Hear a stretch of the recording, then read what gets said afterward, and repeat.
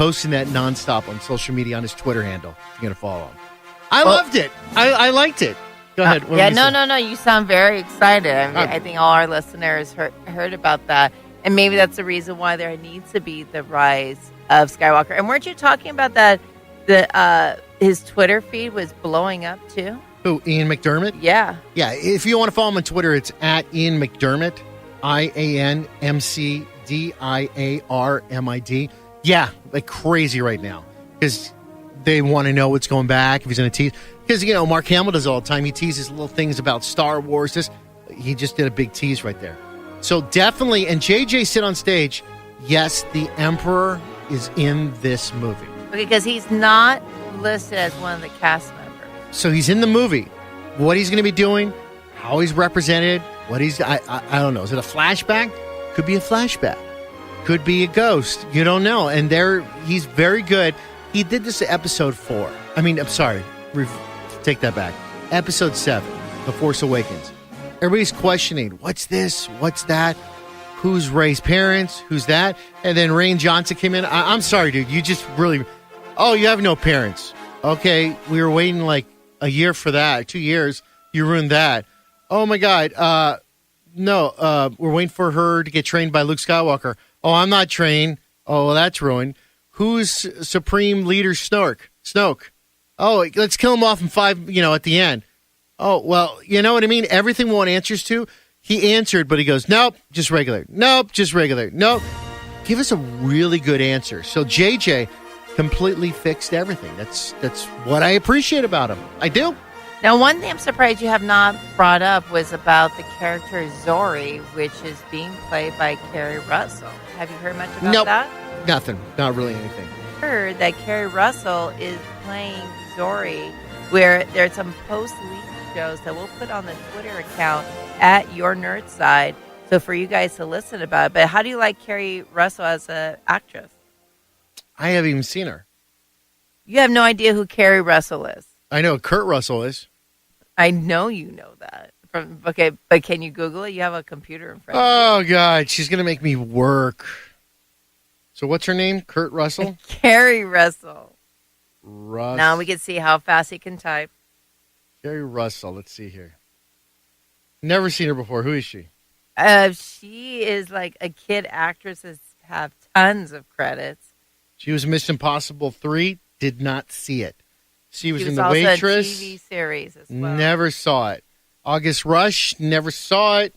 Oh, Felicity. Never saw it. There you go. Never saw it. You said Felicity. Because it says it right here. The Americans. Never saw it. But it says Kerry Russell is married to Matthew Rhys. So basically, Zori, for those you don't know, is one of in the red jumpsuit with the new poster in the large helmet. Above her is Lando Calrissian's daughter, Jana. So remember, that is Lando Calrissian's daughter, Jana, who's played by Naomi, which you mentioned. We already. don't know. Who's also in? No, this is for sure. Right, this is for sure. And who's also in the Game of Thrones, which is coming out. Watch it be Princess Leia's daughter, and she didn't tell Han. That would be a good twist. And she's got the Force too. And they're like, you know what? We can get something going on here. So there's not that much that they're talking about Zori out there, but there is. But there's a lot of talk about the poster and also that animal fish-like person. So. Really exciting. And have you seen the new poster? Nope. Oh, well, turn around. Sure you want me to look that up too. No, look. Here, I'll make it easy. Just look I got at it me. already. You got it already? Yeah. So there's a lot of buzz about the poster and some new people that I think Kylo Ren has recruited as well, too. So, and here I'm curious. Is Lando's daughter, Jana, going to be like the new Han Solo to fill in that gap of that character? Tell us, Jana. What's going to happen, Jana? Are you going to have my sister Jana call in? No, it's just... No. Don't want to do that. Problems will start. She's very opinionated on this. She'll go off on Kylo Ren. Or she'll count how many times I said She likes Kylo Ren with his shirt off. We don't want to talk about that right now. I don't want to go the dark side. Well, that's about it for Star Wars, The Rise of Skywalker, Episode 9. It's coming out December 20th, so we'll look at that in theaters. Now, also, I'm doing this because I love you, Disneyland. I want to do this in Disney World. Make sure to enter online if you get a chance, yournerdside.com, for tickets to the advanced sneak peek of Galaxy's Edge. You want to get there? You want to see it? You want to have a good time? It's simple and easy. Go to your nerd side, right side hand, right on the right side. Enter, click, enter when you... That easy. May 31st is when Disneyland Park opens with it. Limited space. Remember this. You want to go, you got to check in advance, and you've got to be a season ticket holder. Walt Disney World opens August 29th. Now, both parks only feature the Millennium Falcon ride, which I got some great news for you guys. We'll talk about that in a second. You got to. Very important. You got to make sure they can reserve you, because if you want to go, you got to be a season ticket holder. Otherwise, you can win here. Well, one thing I found out for you guys, and I always try to give you a little bit of peek into the park a little bit, the Millennium Falcon Smuggler's Run, it's called the Galaxy's Edge Millennium Falcon attraction, we like to call it. At the celebration, they released that you can actually drive the Millennium Falcon. I think you know that. So there's going to be 6 of you in the cockpit. And when you're driving it, you have to all work as a team. Now, based on good you drive this Millennium Falcon, yes, it either gets landed in good position, it not falling apart, or it's in prime position. Prime looks good. And I'm not talking about artificial picture outside. When the doors open up, the cockpit, and you walk out, either everything's falling apart inside you're walking out the Millennium Falcon to get out, the passageway. It shows like steam coming out, the parts are falling off, it's falling apart. Or if it's perfect, it's in prime shape, and the hallway looks all clean.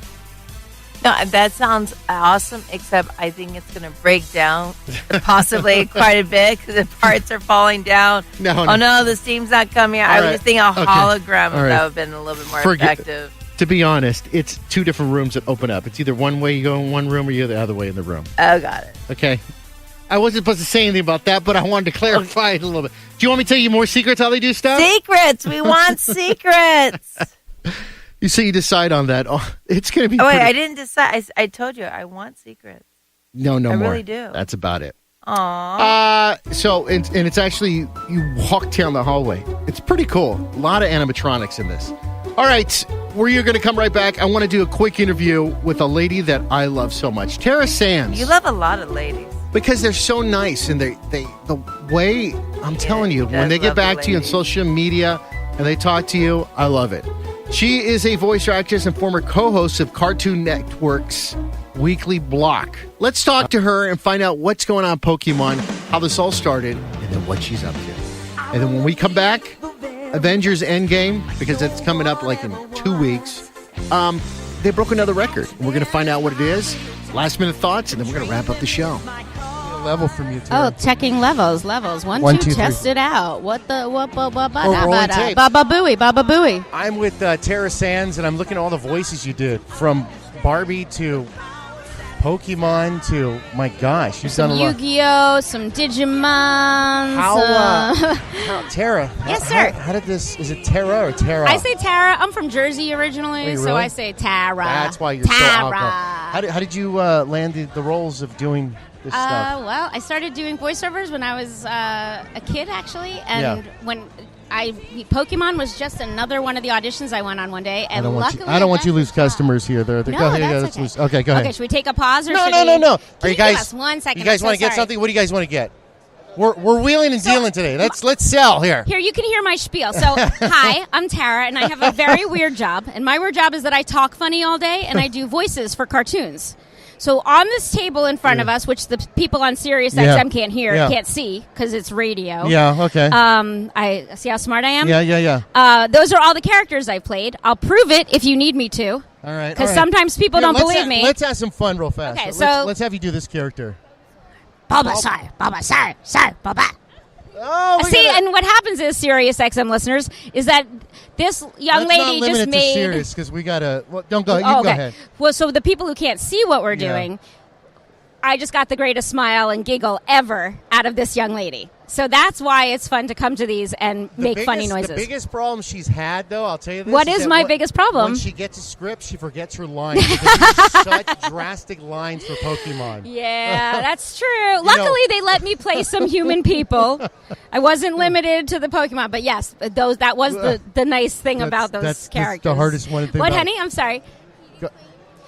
Queen Badian was very evil. She put children in coffins, which you should never do, because she wanted their candy.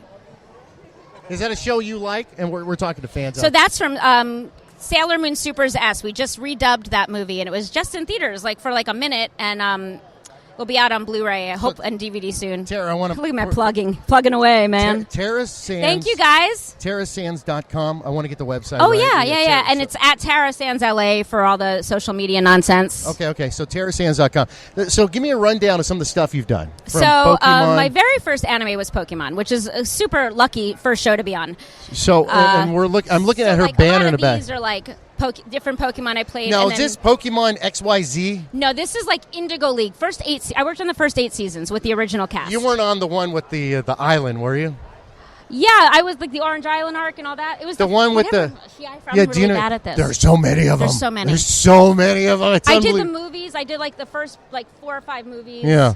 And then, so we worked on the first 8 seasons before the cast got like a total rehaul because of contractual stuff. Not that we didn't love it. Yeah. And then around that same time, Who's I was this? working. That's a show that actually only aired overseas. That was something called Supernormal. So, are you getting a lot of anime stuff? Are you the anime god or what? No.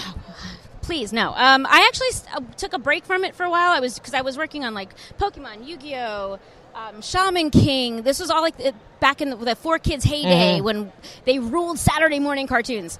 And then I moved to LA, which is why I stopped working on a lot of them because we recorded in New York. Is it weird if you're in LA, you get work?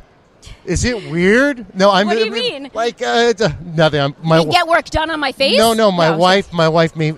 Well, we got married. I'm up here in San Francisco, and my limited amount of work for me because I'm it's in LA, you know what, it's gotten just super competitive. Don't say that. I want you want her to move to LA. LA is the best. You just get off the bus and they give you work. You got to work. We got to move to LA. That's how it where works we need to there. move You to just LA. sign up and they give you jobs. No, it's what's crazy. It's very voiceovers are very. I know it's it's more very and more competitive. competitive. It's interesting, and they used to back in that 4Kids time, you could bounce from show to show to show and do a million voices on a show and.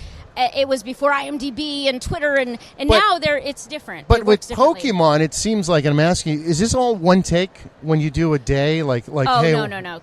Because they're writing the episodes. They're translating the episodes. They're not ready for you to do all this stuff. They're in Japan first. Yes. And then they come overseas, and then you change them around. So a writer takes it and does a translation, and then usually another writer will hone that translation and try to make it match the lip flap of the characters. So even though I was just saying for Bulbasaur or Oddish or those characters, I was just saying their names, we still had to be faithful to the emotion and the way and how many flaps their lips made. Which is why sometimes he says Bulbasaur, sometimes he'll say Soar, or Bulba. Like it was. Did you do Pikachu? No. The Pikachu was at the time was the only character voice that was kept from the original Japanese. Oh, I did not know. Yeah, so it's the main. And the name stayed the same. So Pikachu's name stayed the same. Almost all the other characters they changed the name. If Pikachu had come to the United States or originated, I beat her up. No, I'm just kidding. No, what would her name be translated? Is it a her or him? I'm always curious. I don't know. I know there is some kind of definitive answer that people would know. I don't like to think of them like that. It's weird, isn't it? Pikachu's unisex. He's unisex. He's gender neutral. There you go. Yeah, I don't know. Like I kind of liked that they didn't give answers to that in the original. I think they started to at a certain point, and super fans will know the difference. Bulbasaur is a he. I do know that. Okay. All right. But because the name stayed the same, Pikachu, the voice was kept. Let's push your social handles. Let's push it, because I could use it, yeah. All right, so Facebook, what do we look for? Tara Sands, because, it's so nice you got to say it twice. And then Twitter? At Tara Sands LA and at Tara Sands LA. And that's Instagram and stuff like that. Which one are you more on? Did you just call me a moron? No, which one are you on more on? I know, I was kidding. I was just messing with you. What are you on more? I'm equal opportunity. You should be doing a Facebook channel. I would love to. I used to host a show on Cartoon Network. I love hosting. What happened to that? Well, we did it for 2 years. It kind of, then Did we you got save replaced. it?